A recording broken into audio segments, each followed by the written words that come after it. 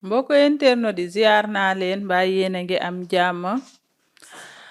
tey ma indil leen benn histoire bu doy waar mbokku internet yi histoire bi tamit doyatina waar mbokku internet yi waaye bala maa commencé histoire bi rek di leen wax ne bu ngeen amee ay histoire yu ngeen partagé mbokku internet yi ngeen partagé ko parce que nag wax dëgg fa yàlla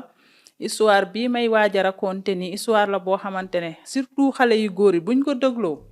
dinañu bàyyi ku ñu gis rek dugg ci moom la Mbay Njaay waxoon rek ay dellusiwaat bàyyi leen ku ngeen gis rek dugg ci moom histoire bi su ma ko nettalee vraiment expérience mun ngeen cee jëlee njàngat mu am solo lii benn xale bu góor la xale bu góor bi nee na yàlla dafa def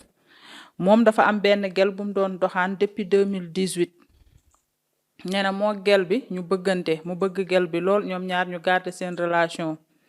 nee na ñuy génn di génn ba 2021 nee na en 2021 yàlla def mu xamanteeg beneen xale bu jigéen mais ba tey gel bi mu doon génnal depuis 2018 bi ñoom ñaar ñuy continuer seen relation parce que nee na dafa bëgg gel bi bëgg ko nee na 2021 région ba mu nekkoon di fa liggéeyee mu xamante fa ak benn xale bu jigéen mais nee na xale bu jigéen bi chrétienne la en plus maanaam ci xeetu mankaañ la xale bu jigéen bi bokk nee na nag moom bu dee dëgg rek a neex yàlla ba mu gisee xale bu jigéen bi xamante xale bu jigéen bi nee na moom doxaanul xale bu jigéen bi de intéressé wul aussi ci xale bu jigéen bi parce que booba mi ngi am relation wam depuis 2018 bëgg ki muy génnal depuis 2018 nee na xale bu jigéen bi daal di koy doxaan nee na ba ko xale bu jigéen bi doxaanee munoon na bañ mais mu def yi fi góor comme ni ngeen di def rek affaire yu guerrier góor laa am naa ki ma bëgg mais bu ma gel abordé naa ca def la ma ca bëgg a def après ma bàyyi du toujours nag noonu lay demee nee na mu continue ci bi ko gel bi doxaanee mu nangu bi mu nangoo nee na une semaine après bi mu xamantee gel bi nee na moo gel bi nag ñu commencé chaque jour que jëfee gel bi ñëw néegam fa mu nekk ca région ba muy liggéeyee gel bi ñëw fa bu fa gel ba ñëwee nee na moo gel bi ñu sekk ay rapport sexuel nee na parfois mu protégé wu parfois du protégé wu nee na ñu dëkkee noonu moo gel bi xanaa ci espace une semaine bi ñu xamante rek ci diggante bi li ñu sekk kenn xamul nu mu toll chaque jour gel bi day ñëw bu ñëwee ñoom ñaar ñu sekk après gel bi dem nee na nag benn moment ndekete gel bi dem na ñibbi na fa mu dëkk ca Ndakaaru ndax moom benn région lañ ko affecté fii ci Sénégal nee na bi muy sekk gel bi di sekk gel bi après dafa ñibbi Ndakaaru bi gel bi ñibbee Ndakaaru nee na moom it mu continuer liggéeyam ca région ba nee na benn instant nag mu perte contact gu gel bi te nee na moo gel bi ci 2021 bi lañ xamante ci 2021 bi dañoo sekk ba nga xam ne comme ñu xamante des années et des années mais avant 2021 di jeex aussi gel bi ñibbi na Ndakaaru seen kër ndax année scolaire bi yëpp daanaka moo gel bi ñu ngi koy sekk nee na bi gel bi di ñibbi Ndakaaru nag fekk école tëj ndekete yoo gel bi yóbbaale na ëmb mais nee na moom naaneewu ko ndox nee na après moo gel bi mu coupé les ponts parce que nee na wax dëgg fa yàlla ndaw si intéressé wu ko ndaw see ko doxaan rek moom it mu def yëfi góor am na gelam bu mu bëgg nee na yàlla def ñu dugg ci 2022 bi ñu duggee ci 2022 mu daal di décider day takk gelam bi nga xamante ne depuis 2018 mi ngi koy doxaan te gelam boobu la bëgg nee na mbokku internet yi mu daal di dem fa mu dëkk ci Sénégal daal di takk gelam bi mu ko takkee nee na ndaw si daal di sëy si kooku la bëgg kooku la takk parce que 2018 ba tey mi ngi génn ak ndaw soosu te ndaw soosu dafa réglé toog xaar ko nee na yàlla mu dara tëwul moom daal bi muy am 2 mois de mariage ak jabaram bi mu xëy benn bis rek nee na téléphone am daal di sonné sama gaay yi xaaral ma guux foofu tuuti café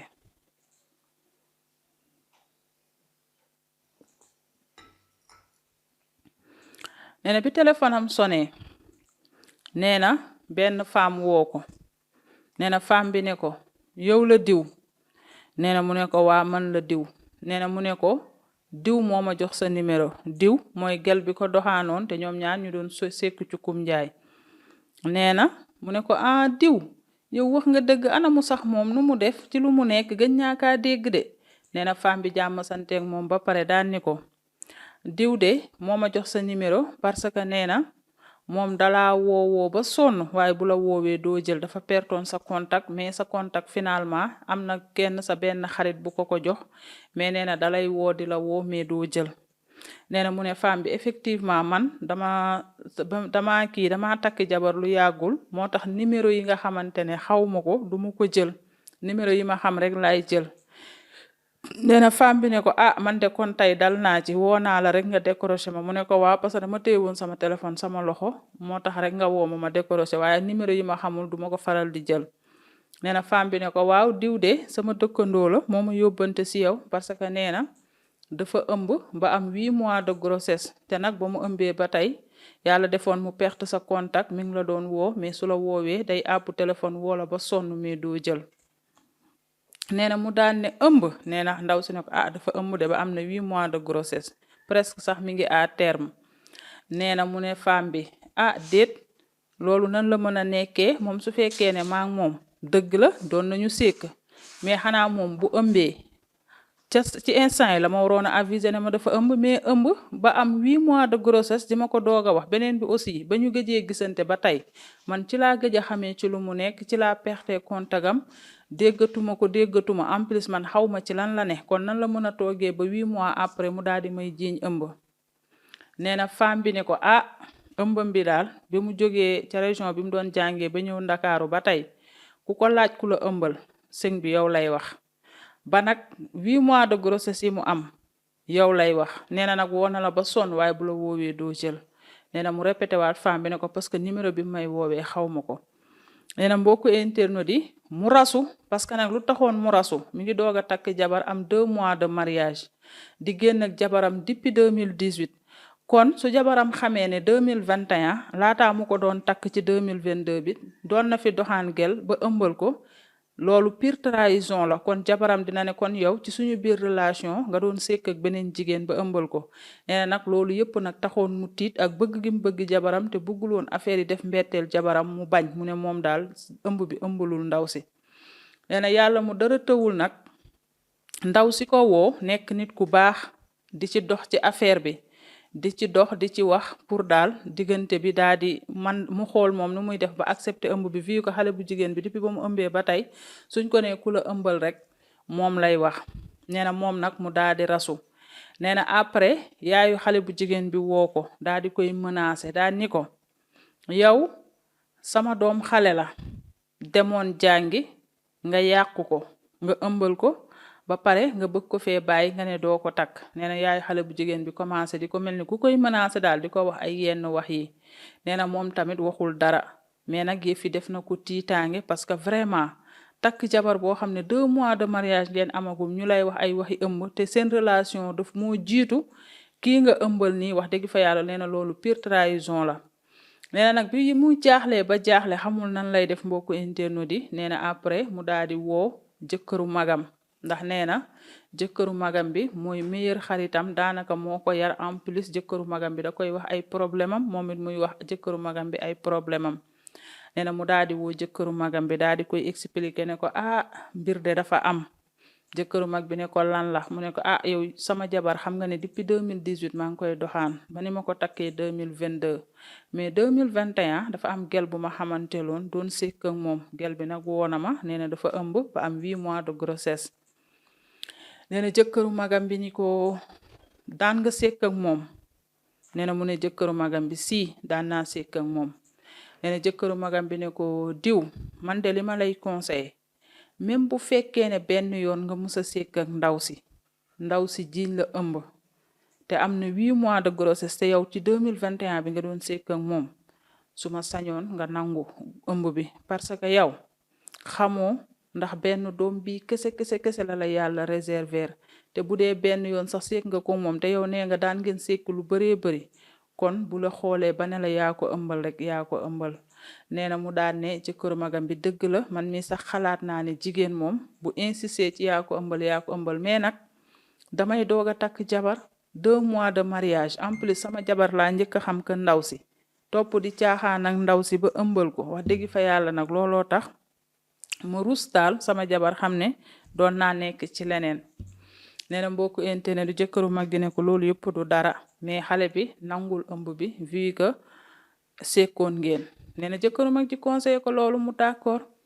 mbokku internet di nee na bi mu d'accordé après mu jël numéro xale bu jigéen bi jox ko jëkkëru mag ji nee na jëkkëru mag ji sax moo woo xale bu jigéen bi bi mu ko woowee daal di expliquer ak moom waxtaan ak moom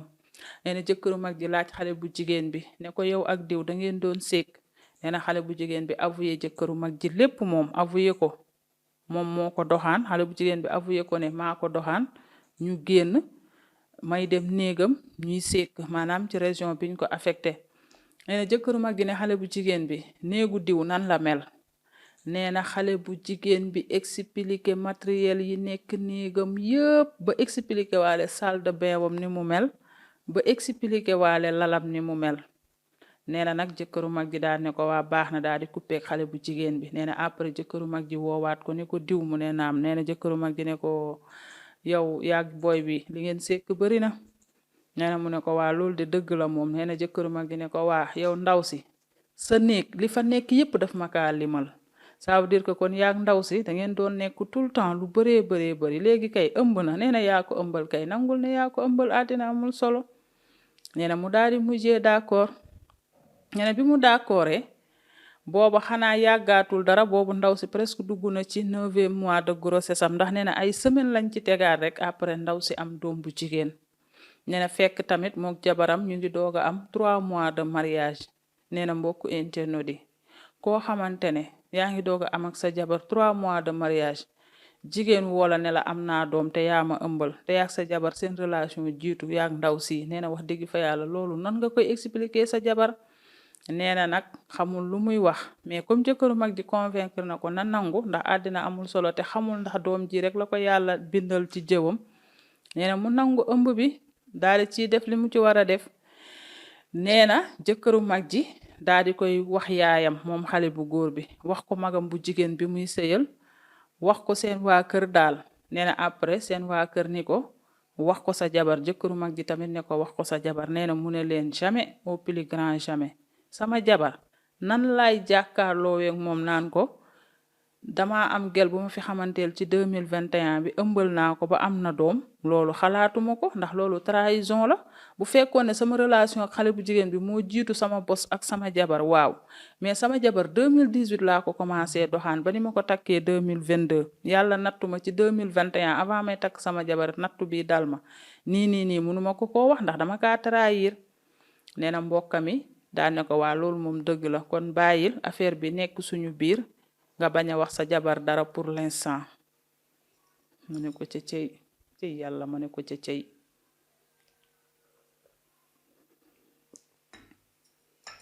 nee na mboo ko internet di tudd bi jot xale bu jigéen bi Dakar la nekk bokkut ak fi jabaram bi dëkk maanaam kër fameem fi jabaram ne nee na bi tudd bi jotee mu yónnee xale bu jigéen bi xaalis xale bu jigéen bi xotti mu jënd dugubam jënd xaram jënd ceebam ak dawlinam yépp yónnee ko Dakar nee na ba jouru tudd bi mu daal di taal otoom dem Dakar tuddi nee na bi mu tuddee mu ngénte ba ngoon jotee mu daal di taalaat otoom daal di ñibbisiwaat seen kër waxul jabaram dara jabaram comprendre dara ay mbokkam noppi waxuñu dara mais mbokku internet di nee na depuis jouru tudd bi nag la gëj a gis doom ji ba nii ñu ngi ci 2026 doom ji am na 5 ans 2022 ba 2026 est-ce que am na 5 ans est-ce que du 4 ans nee na xale bi am na 5 ans moom 5 ans la wax mais on dirait que 4 ans la mbokku internet yi nee na depuis boobu gisul xale bi tudd bi ba tey mais nee na gisaat na ko nag nii ci 2026 bi xale bi xaw a dëgër nekk magum jëmm waaye nee na depuis ngénte li gisul doom ji ba suñu jooni yàlla tey jii nee na yaayu xale bu jigéen bi jógul ci di ko menacé naan ko waaw yow yaa fekk sama doom di jàng nga ëmbal ko année bi muy def terminal ci nga ko ëmbal ba jotul a def terminal heure bi sama doom waroon na am bac ba am liggéey ba commencé di ma teral waaye nga ñëw ëmbal ko ba jàngam yàqu ba pare nga wëlbatiku nga ne doo ko takk waa danga war a fase sa aawo nga takk sama doom nee na mbokku internet yi yaayu ndaw si di ko menacé waaye nee na moom bëggul ndaw si moom jabaram ji mu bëgg moom la takk indi ko këram nee na mbokku internet yi nag comme jabaram da koo yóbbu kër famille mu sëyi moom dañ ko affecté ci benn région fa lay liggéeyee te ndaw si ci région boobu lay nekk nee na nii muy waxee ñun mu nga ca région ba muy liggéeyee waaye nee na tëkku yi ko yaayu ndaw si di tëkku on dirait que tëkku yi dafa def effet ndax lu tax mu ne dafa def effet nii mook ndaw si chaque jour que jëfee ndaw si day ñëw këram ca néegam ba fa mu ko ëmbalee woon fañ ko affecté nee na bu ndaw si ñëwee ñoom ñaar ñu nekk di sekk di def lu nekk nee na comme si que ndaw si mooy jabaram alors que jabaram ji mu bëgg mu takku ko mu nga kër yaayam ak papaam mu bàyyi te nee na jabaram jooju nekk xale bu réglé xale buñ amul benn problème nee na ba pare yaayu gel bi naan ko waa fasel sa jabar nga takku ko nee na moom sax bañu la takk ndaw si à condition que ndaw si tuub mu takku ko en plus aussi ndaw si nangu mu def ko ñaareel nee na loolu nangu na comme am na ak ndaw si doom mais pourquoi yaayu ndaw si ak ndaw si di exiger pour mu fase jabaram ba pare doo koo takk nee na temps yee nag mu jaaxle lool jaaxle bi mooy bëggul ndaw si mais su ndaw si ñëwee néegam dafa mel ni daal obligation la pour mu sekk ak ndaw si wala pour mu bàyyi ndaw si nekk néegam mel ni jabaram nee na mu dem ci sëriñ bi seetal ko nee na sëriñ bi xoolal ko ni ko ndaw si est-ce que xam nga ne du la bàyyi tant que fase woo sa jabar takku ko mi ngi ci ay bagage di la def ay affaire tant que fase woo sa jabar takku ko du la bàyyi nee na mbokku internet di nag xam na ne ndaw si dafa dem ci ay tuuram maanaam seen tuur yooyu noonu ñuy def nee na ndaw si xam na ne dafa dem foofu tuur yi nag pour l'instant jàppagu ko pour mu fase jabar ji ndax dafa bañ nee na moom du mës a fase jabaram ndax dafa bëgg jabaram te jabaram mi ngi kër famem di ko xaar mu nekk ca région ba mu nekk di liggéey waaye li ko gën a naqari ci àddinaam jabaram a ngi kër famem di ko xaar moom mu nga ca région biñ ko affecté mais ndaw sang fay ñëw chaque jour mel ni jabaram mel ni daal obligation la am envers ndaw si tandis que yaayu ndaw si tamit di ko menacé ne ko sama doom di nga ko takk te boo koy takk da ngay fase sa jabar nee na moom bañu koo sax def ñaareel mais pourquoi ñu ne faaw mu fase jabaram pour takk ko mbokku internet yi nee na situation yooyu la nekk di dund actuellement nii mu jaaxle lool mbokku internet yi ba fu jaaxle yam xamul nan lay lijjantee situation bu metti bi beneen bi li ko gën a naqari mooy ndaw si moom day nekk néegam tout le temps nee na nii muy waxee ñun ndaw si tout le temps day nekk néegam tout le temps mbokku internet yi fii laay yemale première partie bi parce que histoire bi dafa xaw a gudd ndax am na yeneen yum ci expliqué waat ba xam tëkku yi ci fase jabaram rek la yem ndax 5 ans de mariage wala 4 ans de mariage mook jabar ji tamit am nañ doom wala ou pas yooyu yëpp waa ji ñëwagu ci waaye suba incha allah ma ñëw ceeg yéen ndax sax maanaam tuur yiñ ko yóbbu mbaa sax affecté waalewul sëyam ak jabaram parce que déjà ñu ngi koy menacé ne fase jabar ji pour takk femme bi moom nag waxaguñu ndax mook jabaram am nañ doom ou pas te yooyu yëpp mun na nekk te gars yi buñ la bëggee jógal mun nañu def sax de telle sorte que yow ak sa jabar du ngeen am doom pour que moom mi nga xam ne moom nga amal doom pour l'instant nii te takkagoo ko nga takku ko moo tax parfois su la yàlla mayee copine nga bëgg ko nga envisager takku ko ci diggante bi bépp jigéen boo gis mu lay aborder te xam nga ne kii di la aborder intéressé wu la yow ka nga bëgg nga ko bu yàgg rasul li dal xale bu góor bi genn wàll bi loxoom mi ngi ci biir mais xam nga ndeysaan li ma fi waxoon bu yàggul dara góor ñi pour ñoom comme ay góor lañu rek tout est permis c'est pas parce que man góor laa rek tout est permis yow am nga sa relation bu impec yaa ngi ko teg jigéen mi ngi lay aborder gis nga jigéen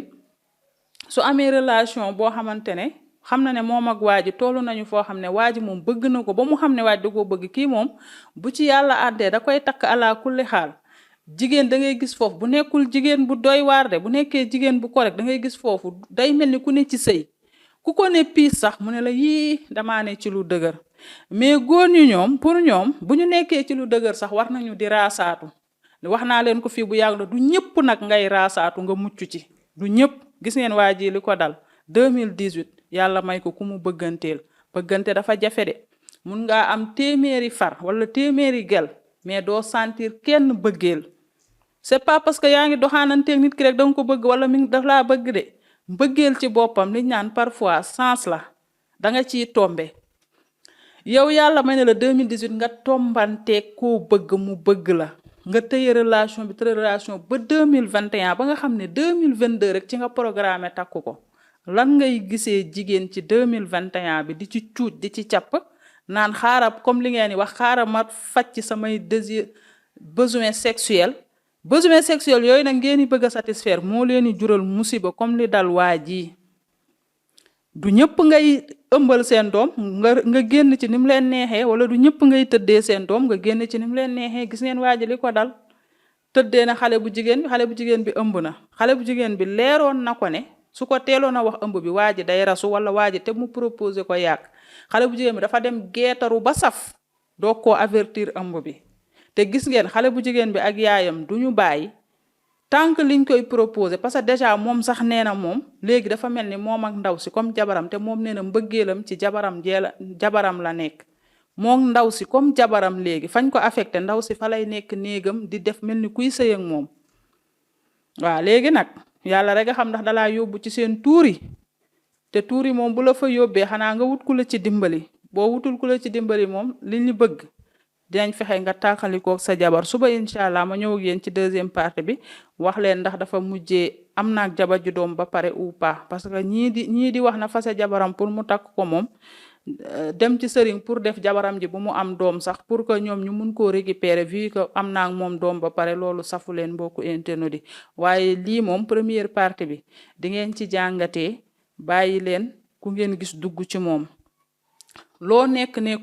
góor day yar boppam jigéen day yar boppam esprit boobu góor ñi baleen ko man góor la c'est pas méchant tey yaa ngi ni duggal sa bopp ci góor te xam ne 2021 ba mu la doxaanee soo bañoon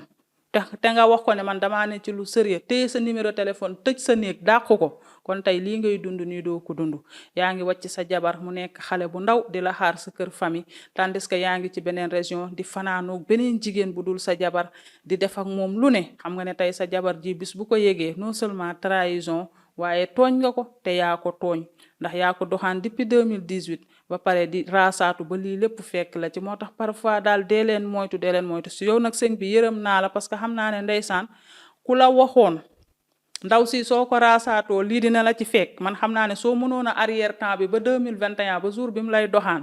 wallahi di nga ko arrière ba pare dàq ko ci xaj ba tey lii du am mais nag le coup est déjà parti moo tax dee leen sóoraale suba ëllëg du añ du reer waaye lu mët a sedd la mbokku internet yi ba tey ci première partie bi ndaw waa ji fi mu toll nii mi ngi ci situation bu ngeen amee lu ngeen ko mën a conseiller bala maa ñëw ci deuxième partie bi ngeen conseiller ko parce que fi mu ne jaaxle na ndaw si forcé na ko boppam te nee na moom bëggul ndaw si jabaram la bëgg waaye nag lii moom bu dakkul jabaram ji moo nar a perte la seg mbokku internet yi yàlla nañu yàlla dolli sutura ay ca mi ngi noonu di leen jaajëfal bu baax a baax mbokku internet yi tey nag waa VIP rek laay nuyu waa VIP ku ci mel ni Pape Ndiaye maa ngi lay nuyu bu baax a baax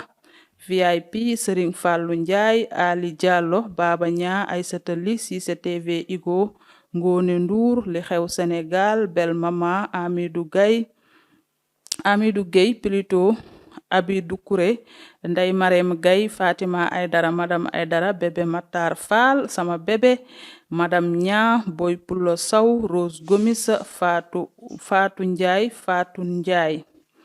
Mama Ndiaye Aminata Ba Abdoula Camara Ibra Sow Awa Danso Souleymane Thiam Fatou Diouf Ali Bigué Ndiaye Abdou Cissé Misa Africa Marie Cole Abdoulaye Sakho Elage Thiam Atlanta ñi ñooy waa VIP ba suba incha allah ma nuyu waa niveau 2 incha allahu rabbi ak di nuyu internet yëpp yi nga xamante ne ñu ngi bàyyi seen commentaire ci émission nettali góor ak jigéen mag ak ndaw bàyyi wuñu kenn Aïcha la coréenne moo nekkoon ci caméra bi feggoo ak Debbo ñu nuyu bu baax a baax la DG Sey Latir nuyu équipe bu technique bu Thiès Info yëpp joxaat leen dig daje suba incha allah ci deuxième partie histoire xale bu góor bi d'ici là portez-vous bien et bonne suite de programme sur Thiès Info